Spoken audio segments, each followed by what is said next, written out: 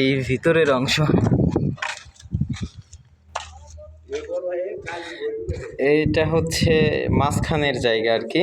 এই যে ভাটার যে হয় না, ভাটার যে চারপাশ দিয়ে ভাটার যে চিপনি আছে, চিপনির মাঝখানে। আর এই যে এইটা হচ্ছে ধোয়া বের হয় ভাটার। এই তো ভিতরের চারপাশের ওয়াল।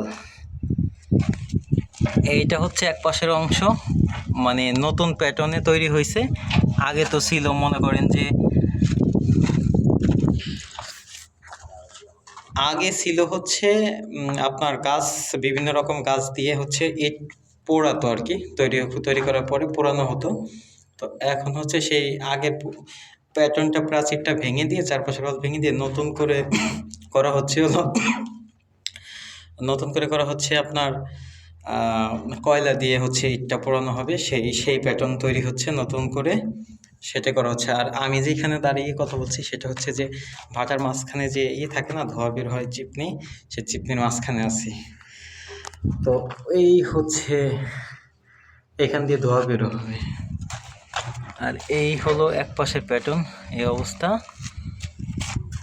এই পাশ দিয়ে ফুল আটকানো, দুই পাশে এরকমই থাকে। এইখান দিয়ে ধোয়া বের হয়।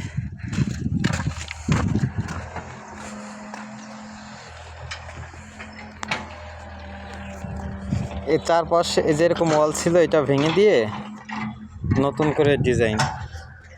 তো বের হলাম, এই হচ্ছে আপনার সেই ধোয়া বের হয় যে আছে না, যে ধোয়া বের হওয়ার যে চংটা বলে আর কি, সেটা।